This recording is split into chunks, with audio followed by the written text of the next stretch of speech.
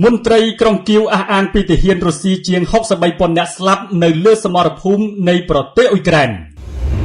នៅក្នុងសង្គ្រាមវាយប្រហារគ្នាយ៉ាងសាហាវអស់រយៈពេល230ថ្ងៃគិតត្រឹមថ្ងៃទី11ខែតុលានេះថ្មីបើគេមិនទាន់ទទួលបានព័ត៌មានពីក្រុងមូស្គូជុំវិញការបាត់បង់កងទ័ពរបស់ខ្លួនយ៉ាងណាក្តីប៉ុន្តែក្រុងគៀវបានអះអាងថាទាហានរុស្ស៊ីជាង63,000នាក់បានបាត់បង់ជីវិតនៅលើសមរភូមិក្នុងប្រទេសអ៊ុយក្រែន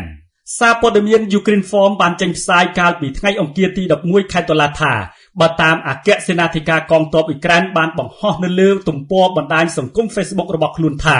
ការប្រយុទ្ធជាមួយនឹងកងទ័ពការពារទឹកដីរបស់ក្រុងគៀវនៅលើសមរភូមិប្រយុទ្ធក្នុងប្រទេសអ៊ុយក្រែនបានធ្វើឲ្យរុស្ស៊ីបាត់បង់ទាហានសរុប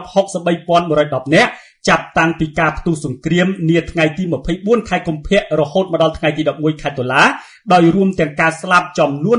240នាក់នៅក្នុងរយៈពេល1ថ្ងៃកន្លងទៅនេះផងដែរប៉ុន្តែអ៊ុយក្រែនមិនបានបញ្ជាក់អំពីការបាត់បង់កងទ័ពរបស់ខ្លួននោះទេប្រភពព័ត៌មានដដែលបានបន្តឲ្យដឹងថាក្រៅពីការបាត់បង់កងទ័ពនេះរុស្ស៊ីក៏បានខាត់បង់នូវគ្រឿងយុទ្ធោបករណ៍ជាច្រើនបន្ថែមទៀតរួមមានរថក្រោះចំនួន 2,504 គ្រឿងរថវះដែកចំនួន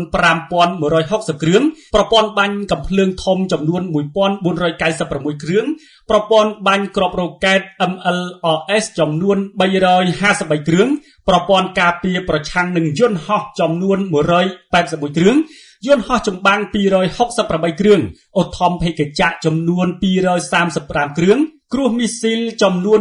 294គ្រឿងនាវាចម្បាំងតូចធំ15គ្រឿងយានយន្តដឹកសាំង 3,916 គ្រឿងនិងសម្ភារៈសឹកផ្សេងៗជាច្រើនទៀតទោះជាយ៉ាងណាក៏ដោយការអះអាងរបស់អ៊ុយក្រែនអំពីការសម្លាប់ទាហាននិងកំទេចគ្រឿងយុទ្ធោបករណ៍របស់រុស្ស៊ីមិនទាន់មានប្រភពឯករាជ្យណាមួយបញ្ជាក់ហើយក៏មិនទាន់មានប្រតិកម្មភ្លាមៗពីមន្ត្រីនៃក្រុងមូស្គូនៅឡើយនោះដែរ